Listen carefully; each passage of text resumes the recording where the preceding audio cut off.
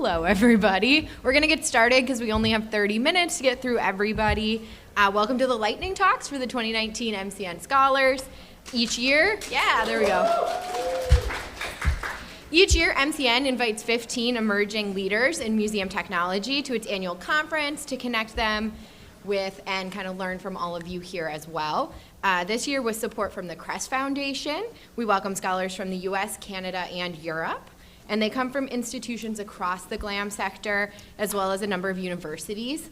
Their work represents a variety of disciplines, from mobile apps to metadata, AI to VR, and some more. You'll see a glimpse of that today. 5 scholars have 5 minutes each to highlight their work. Please save your questions till the end, and then we'll just see how much time we have left. And please remember, we have 2 more talks tomorrow as well. So now we'll get started with Orvis Starkweather.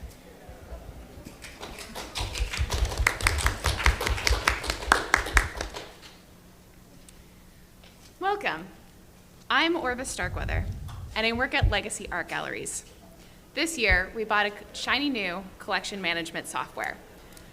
While we purchased MIMSI, it has the same features that all systems have: location, tracking, acquisitions management, condition reporting, etc. But most importantly, it is the backbone behind how the public access our collection. When we installed the software in 2019, this is how the system was set up to record gender. The problem is that as a non-binary person, I wouldn't be able to record myself in this system. There aren't just 2 ways to do gender. We know that cultures around the world have recognized 3 or more genders for thousands of years. And yet, if you use the out-of-the-box software, you would contribute to our ongoing erasure. This is an example of how database structures can perpetuate oppression. Museums have long histories of being tools for white supremacy and colonialism, which their documentation practices continue to be guided by. There is important work being done by well-funded industry-leading projects, but even if you don't have a lot of resources and you are a small museum, you can still nudge your data and documentation practices in a better direction. So let's run through 5 tips in 5 minutes for ways that you can start doing better right now. Tip number 1, reflect on the purpose of each piece of data. Ask yourself, why are you collecting this? Who will use this data, and who will benefit from it? When I ask this question about many fields, like artwork styles, 9 times out of 10, the answer is researchers or academics, which is still mostly code for affluent white people. But rarely is it people with disabilities, the Anishinaabe, climate change activists, Sikhs, or neurodivergent patrons. You should think about the people museums have marginalized and ask what information they are most interested in. Relationships, authorship, stories, and seasonal time are all places you might start. Tip number 2, think about how you're getting this data. So let's return to that gender question from before. We could simply change it to be checkboxes and add more options, but the problem is that my gallery doesn't actually ask anyone about their gender. We rely on artists' websites and publications to infer gender, which isn't actually that accurate. So we can either change our collection method. Is it showing the right one? Yes. Or we can change this to be about pronouns. This tweak has no impact on how researchers' abilities to track gender parity, but it goes a long way towards building relationships with two-spirit, trans, and non-binary folks. Tip 3, center the language and words of makers. The best thing you can do for many artists is to respect the right to self-determine the language of their name and the title of their works. Put this information first, and the translation, if absolutely necessary, afterwards. Right now we're speaking English despite being on the traditional territories of the Kumeyaay. If an artist titles their work in their language rather than one forced on them, it is a deliberate act and should be respected. Which brings us to tip number 4. Just because it's best practice doesn't mean you should do it. We follow Canadian Heritage cataloging rules, but according to them, the translated title should appear first, the exact opposite of what I just told you. There are going to be times when you know there's a good reason not to follow existing best practice. Question any protocols you inherit, and make sure that you're prepared to choose people over the system. Tip 5, sometimes you need to do the right thing, even when it's hard. Our old database would force you to classify artworks as fine art or made by an Indigenous person. And I can see that staff have rebelled against this for decades, almost always choosing fine art. The problem is that my supervisor is advocating to hire an Indigenous curator because so much of our collection is made by Indigenous people. So even though in theory the data should exist, it's not accurate. The most ethical way forward is to split this field into 2 separate ones so that something can be fine art and made by an Indigenous person. This means that we'll have to augment 18,000 records, but despite the huge volume of work, we have decided that this is the only appropriate action. There we go. 5 tips in 5 minutes. Come find me so we can continue the discussion on museum database ethics.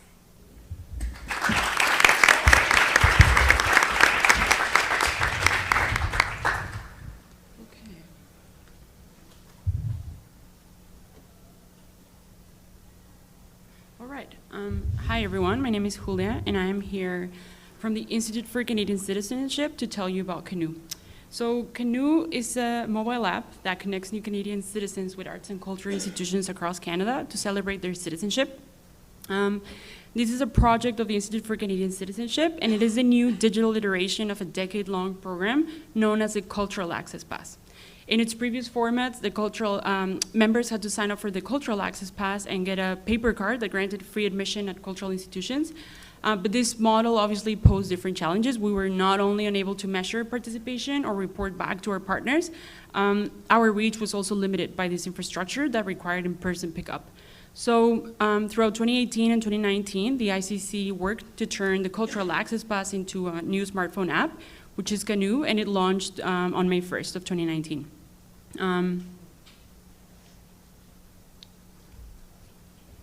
So one of the goals from the onset of developing Canoe was to continue building on the legacy of the Cultural Access Pass, which was diversifying arts and culture audiences, developing audiences, really connecting new citizens, driving their participation in arts and culture, and creating inclusion in this way. But we also knew that with a new format, we had new opportunities available to all stakeholders. So for members, Canoe offers a much more accessible sign-up process and free admission in a very simple way. But it also increases those connections that we want to create between our partners and them through search options and different listings.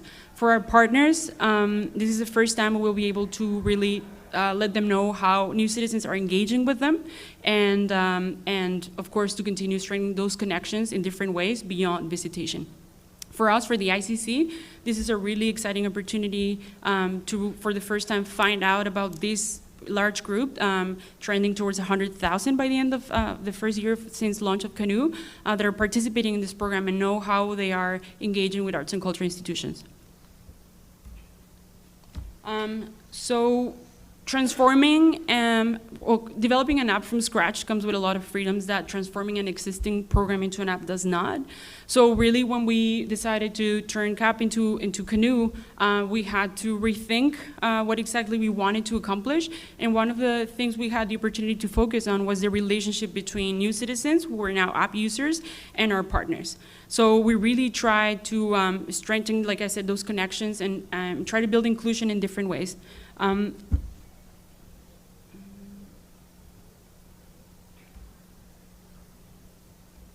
Sorry. So yes, so through design, we were able to really strengthen that connection. So the app introduces new citizens to the cultural landscape in Canada.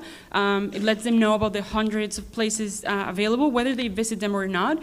We're trying really to build that relationship that starts before the visit and then strengthening that connection with opportunities for post-visit feedback. We know that new citizens are really engaging with these tools. We have about 1,000 users every day.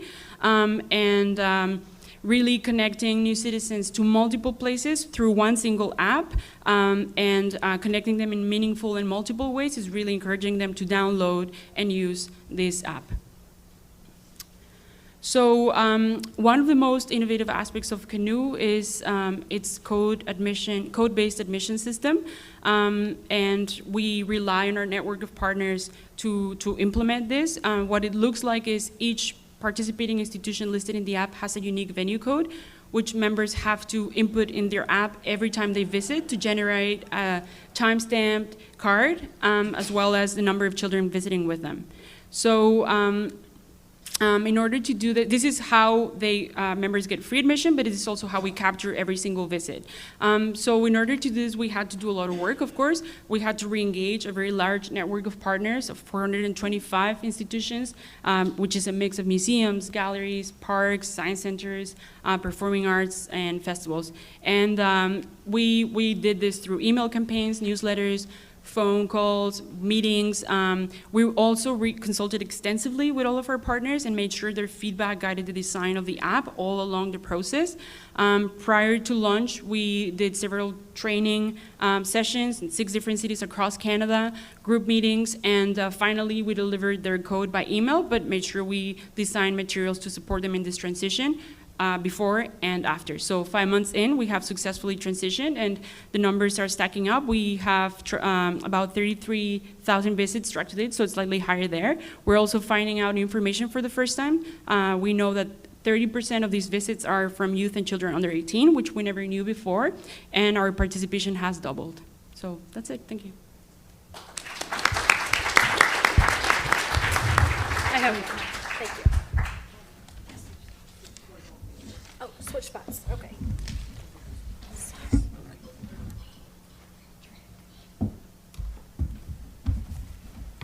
Sorry, I do actually need that mic after all. My bad. Thank you. Okay. That's good. Hello. So I am Cassie Tucker, and I'm going to be talking today about how the Eskenazi Museum of Art at Indiana University focus their collections online that they're building toward the rural constituents that they have. So this fall, my institution is launching our first comprehensive collections online project. What that means is that though in the past we've had some microsite versions and some attempts toward a collection, we've never had anything that's fed by our content management system and is maintainable that way. So our institution is a resource for world-class art in southern Indiana. We have 45,000 pieces in our collection. Over half of Indiana's counties are at least half rural, and 4.3 million Indianans don't access the internet at broadband speeds. And I just want to say that although I am talking about Indiana specifically for our institution, this is something that every region faces. I mean, there's always rural constituents and there are always issues of access, so this applies to a wide range of institutions. So in thinking about our rural constituency and the fact that the area that we're in is primarily rural, how did that impact how we thought about building collections online from scratch? So first of all, we had to recognize that our rural constituents presented us with unique sets of opportunities and challenges. I think it's important to say that there are opportunities here and that it's not just a bad thing all the time. But those things included outdated technology, lots of older iPhones or older Androids, access only from a mobile device, slow internet speeds even if it's available, and some areas only have access to high-speed internet from public resources like a library or a cafe or a school.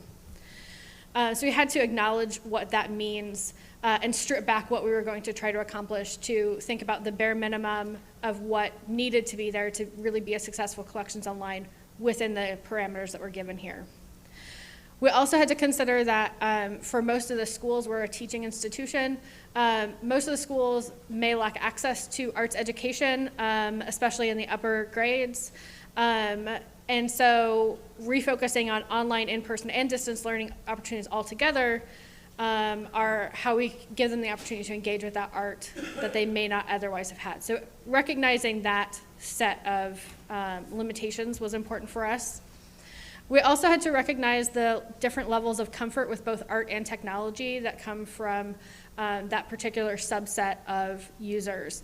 So rural individuals, and particularly those who fall into the category of rural poverty, decreases both technology and arts comfort, because that comfort and confidence comes from regular positive interactions, which may not be possible for social, economic reasons, reasons of distance. There are a lot of reasons why it may be difficult for rural users to feel comfortable and confident in engaging with technology and/or art, and especially when you put them together into one sandwich of discomfort. So how did we reframe our collections online for that, for those who are less confident as a whole? We emphasized writing for a general audience rather than other experts, which I think everybody tries to do at this point. We provided gentle jumping off points like start here, like browse by, see what's currently on view, things like that, so that nobody felt like they didn't know where to start. And we tried to include things that made it clear what to expect on every page and how to reuse anything that they found on the site. So we wanted to make it really clear to people that you're free to use anything that's not under copyright, and here's what that means. So trying to give people that education as well in a non-condescending way. We also realized that we were going to have to change some of the priorities that we had initially set to be successful. So initially, our focus was really, really image heavy. We were really big fans of photo essays because everyone loves a good photo essay. But we realized really quickly that, especially for folks who are accessing only on mobile or low internet speeds, they don't really share the information that we want, and it can be hard to find. The same thing with more images. So we really wanted to include every great image we have, but that's not really necessarily feasible for our audience. So instead, we focused on having one really great image, having complete object tombstones, and having accessible visual descriptions of all of our artworks. This is an Aboriginal piece in our collection.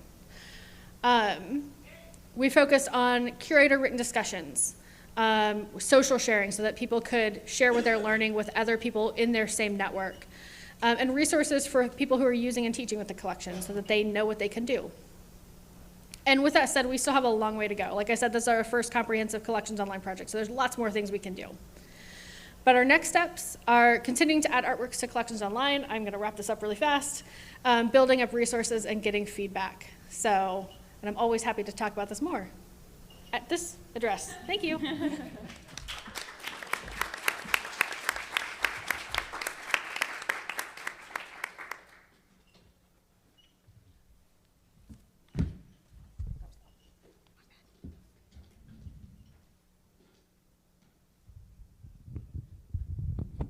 Hi, can I stand? I mean, you all look so good, I want to see you, so.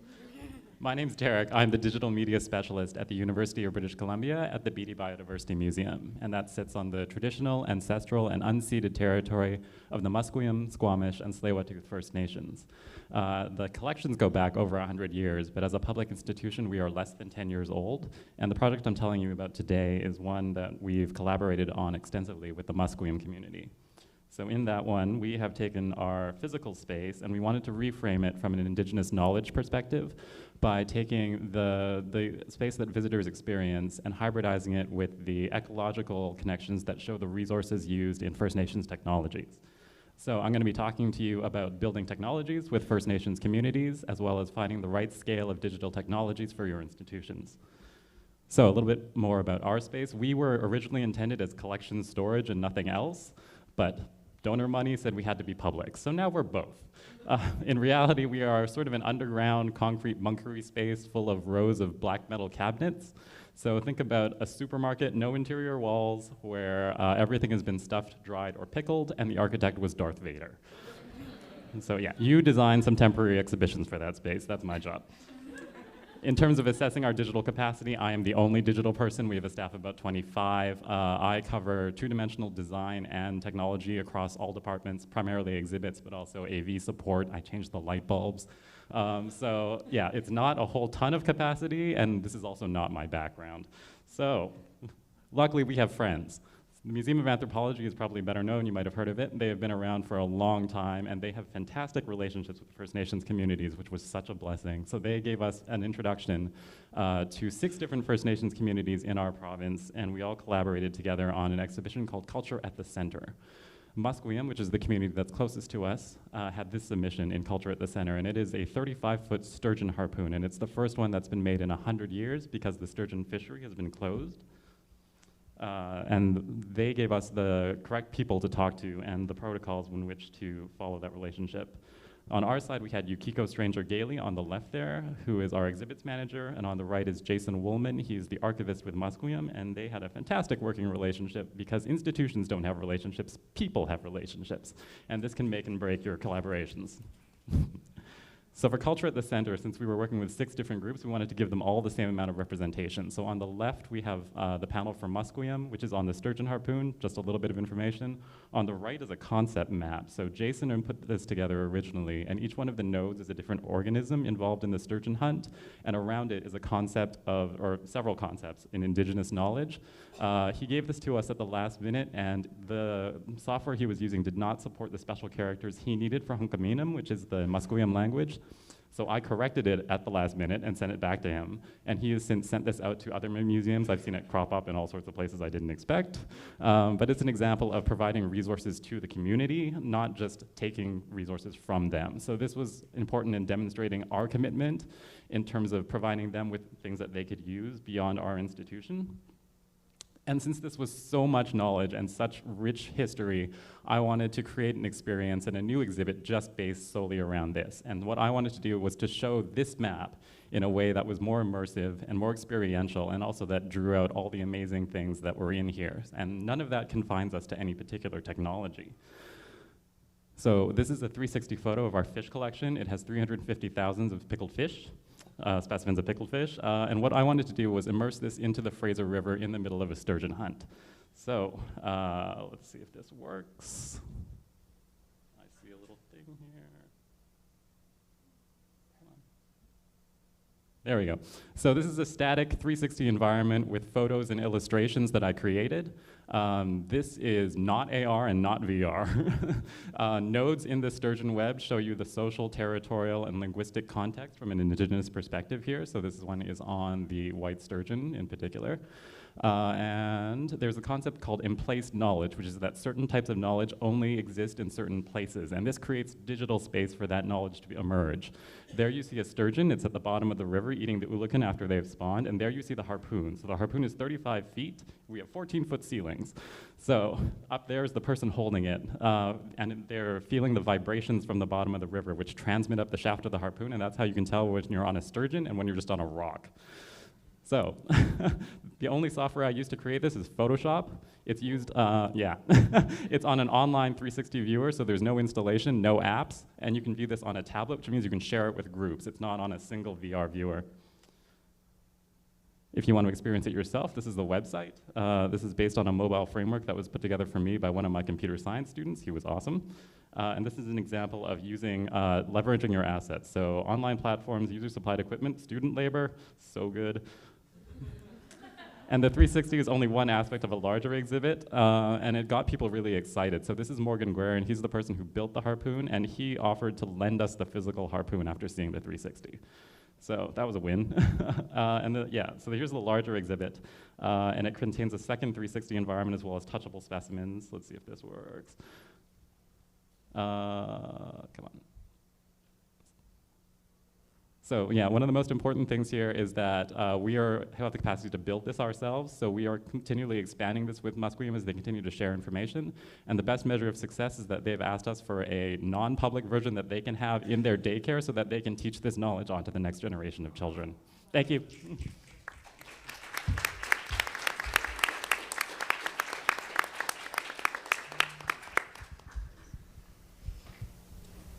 I'm going to sit again. It doesn't mean I disagree with Derek. You guys look great. All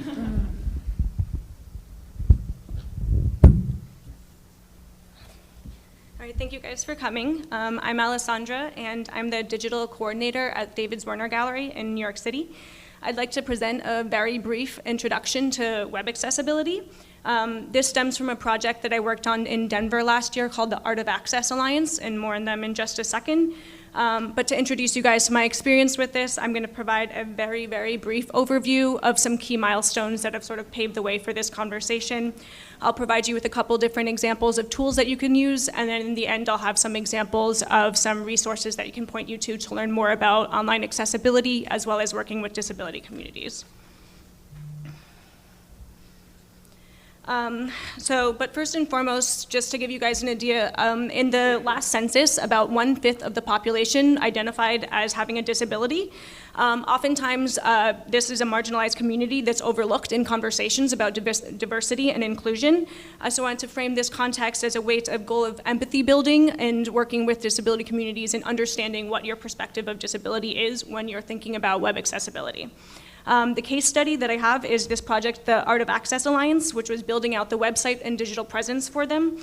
This is a consortium of members from different cultural organizations in Denver, such as the Denver Art Museum, the Botanical Gardens, the Contemporary Arts Center, and a bunch of other people that were working together to highlight access programs in the region. So some of the outcomes were this website with resources for disability communities, as well as resources for arts administrators looking to work with them. And we also had a calendar highlighting access events in the region. These types of access consortiums are starting to happen a lot more in major cities throughout the US. There's one in the Bay Area, Chicago, New York, and a bunch of places. Denver didn't have one of these, so we wanted to build out this digital presence to kind of increase the momentum of what was starting to happen there. But of course, the why.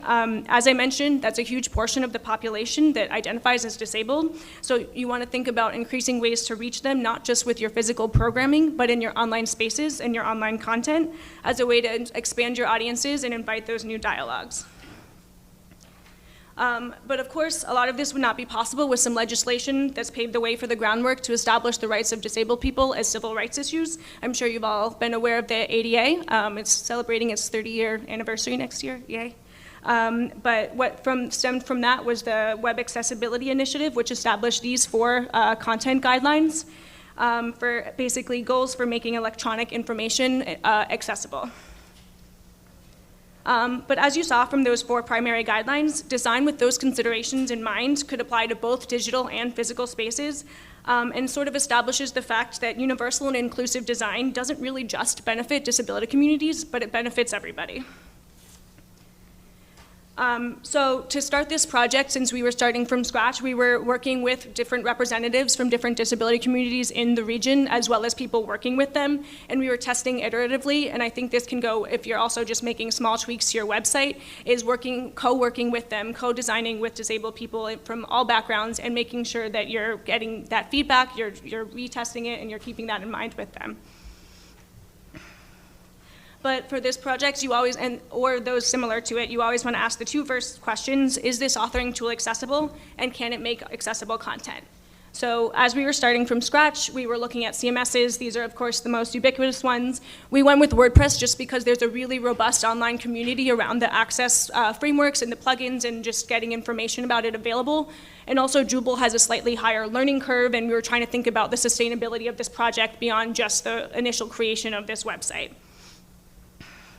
But of course, you all have existing online presences, so when you're thinking about this, this can apply to any CMS or any type of website. There's tons of very simple and basic considerations that you can do to make your online content and just media accessible. So first and foremost, alt text on images. This is not something you need to go into the HTML and add the tags for. Most CMSs have a place for you to add this information when you're uploading media. Or captions on videos is a super, well, not so simple, maybe time-consuming thing that you can do, but it's an easy one that benefits everybody. Also, image descriptions for artworks and things like basic tagging in HTML, so people that are accessing your content with screen readers or other devices can more easily navigate it. And then, of course, accessibility plugins just in general for most CMSs, regardless of which one you're using, have these readily built in. You can start using them right outside the box, and a lot of them are free and make your website more accessible pretty immediately.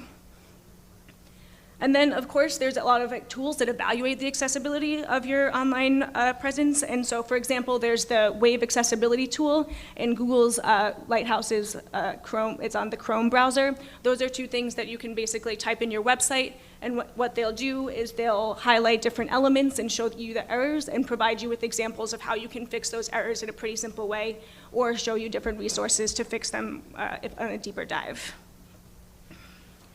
But going back to the original point, this is really about understanding the different environmental and societal and digital factors that go into our definition of disability and how we perceive that. And I think that cultural institutions are uniquely poised to be leaders in this inclusivity and demonstrate these sorts of online best practices to make not just your physical programming, but your digital programming more accessible for everybody, because then you're actively engaging with that huge portion of the population to invite more new audiences to engage with your work. Thank you so much for listening. I do have a handout with some more resources available if you want to come up and you can get that, and I'm available there, and thanks so much.